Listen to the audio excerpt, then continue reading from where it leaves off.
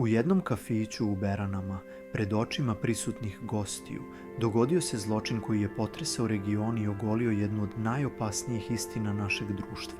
Tišinu onih koji gledaju nasilje i biraju da se okrenu i odu.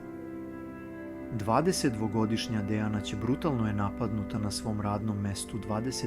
oktobra, kada ju je, kako se sumnja, bez ikakvog povoda pretukao 40-godišnji Vasu R. Snimak nadzornih kamera, koji je kasnije dospeo u javnost, prikazuje scene od kojih se ledi krv u žilama, udarci u glavu, čupanje, bacanje na pod, šutiranje, pa čak i gaženje po glavi dok je devojka ležala bespomoćna. Ali možda najjeziviji deo ove priče nije samo brutalnost napada, već ono što je usledilo posle. Na sudskom ročištu održanom 10. decembra svedočio je muškarac koji je bio prisutan u kafiću u trenutku napada. Na snimku se vidi kako, nakon što Dejana pada na pod, on izlazi iz lokala i beži. Pred sudom je potvrdio da je video kako joj je napadač prišao i udario je u glavu, ali je izjavio da je napustio kafić čim je ona pala. Na pitanje sudije zašto nije pozvao policiju ili hitnu pomoć, njegov odgovor bio je hladan, kratak i zastrašujuće iskren. Nisam obavestio policiju jer ne želim da imam problem ni sa kim. Ta rečenica odzvanja jače od svakog udarca, jer upravo zbog takvih rečenica nasilje opstaje. Dejana je pred sudom ponovo proživela traumu. Odbrana osumnjičenog zatražila je ponovna veštačenja njenih povreda, osporavajući nalaz sudskog veštaka koji je potvrdio da je imala potres mozga.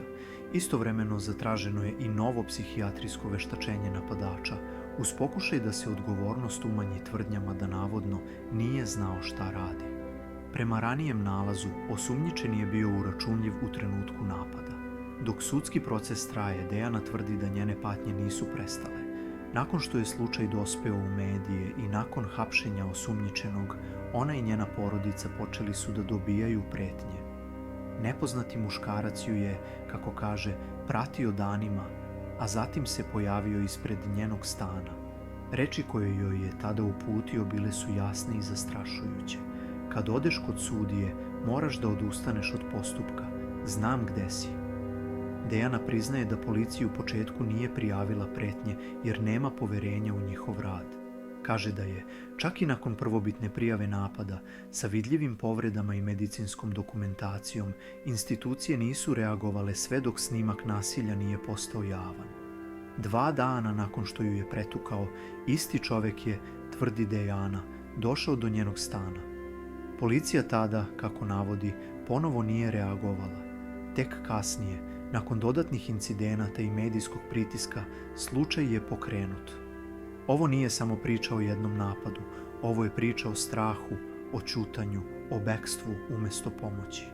O sistemu koji reaguje tek kada kamera zabeleži zločin, a ne kada žena krvava stoji na pragu policijske stanice. I ovo je poruka svima koji kažu, ne želim da imam problem, jer svaki put kada okrenemo glavu problem ne nestaje, samo čeka sledeću žrtvu. Ako danas ćutimo dok tuku nju, sutra možda neće biti nikoga da progovori za nas.